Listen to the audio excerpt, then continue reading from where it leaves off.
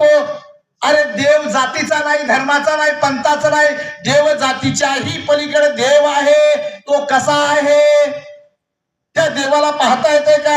हो, पाहता येते. मग ज्ञानोबा यांनी सुंदर असा ज्ञानेश्वरी नावाचा ग्रंथ लिहिला. त्या ज्ञानेश्वरीमध्ये ज्ञानोबा सांगतात, देवाला जर पाहायचं असेल तर काय करावं लागल? पुण्या फूल आणून देवाला व्हावा लागल, त्या फुलाने देव प्रसन्न होईल असं लिहिलंय ना.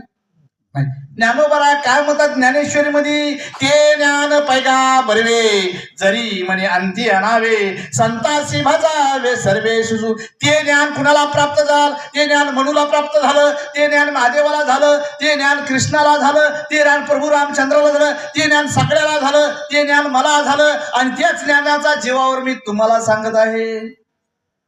ज्ञान काय वेगळं आहे का?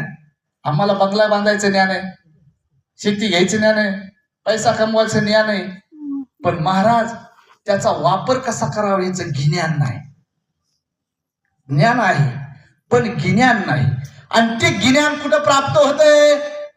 संतपाई माता धरिता सदभावे. संताच्या संगतीमध्ये जावं लागल, आणि संताच्या संगतीमध्ये गेल्याच्या नंतर संताला विचारावं लागल. म्हणून ज्ञानोबा रायांनी हेच ज्ञान निवृत्ती दादाकडून प्राप्त करून घेतलं. आणि देवाचे देव असणारे महादेव एक दिवशी ध्यानात बसले, आणि महादेवानी ठरवलं, आता हे ज्ञान मला भेटलेलं आहे, पण माझ्यापेक्षाही मोठा कोणीतरी देव आहे. कोण म्हणलं? महादेव म्हणलं. आणि पार्वतीला विचारू लागले की पार्वती, मी पंढरपूरला जातो आणि देवाचं दर्शन घेऊन येतो. पार्वती म्हणली, देवा तुम्ही देवाचे देव मोठे, कुण्या देवाला जाता? अगे पार्वती, मी जरी देवाचा देव महादेव असलो तर माझ्यापेक्षा एक मोठा देव आहे, आणि त्या देवाला पाहायचं असेल तर त्याला ज्ञानच घ्यावं लागतंय. पार्वतीने हट्ट धरला, देवा कोणचा असा देव आहे? तुम्ही जग सृष्टीचे मालक आहात, तुमच्यापेक्षा कोणचा देव आहे? पार्वती, तो देव तुला असा दिसणार नाही. जे देव जर तुला पाहायचा असेल त्याला ब्रह्मज्ञानाची प्राप्ती करून घ्यावं लागते. पार्वतीने हट्ट धरला आणि सांगितलं, देवा तो देव मला पाहायचा आहे, मला दाखवा. महादेवाने सांगितलं की पार्वती, नव्हे ब्रह्मज्ञान लेखुराचा खेळ. ब्रह्मज्ञान मिळणं सोपं नाही का पार्वती?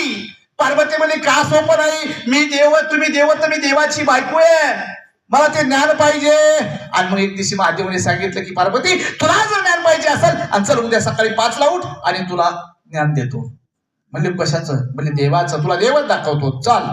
म्हणजे देव दाखविता. पार्वतीने लवकर आवरला आणि निघाली. आणि निघाल्याच्या नंतर महाराज कुठं न्यायचं ठरलं? क्षीर सिंधूच्या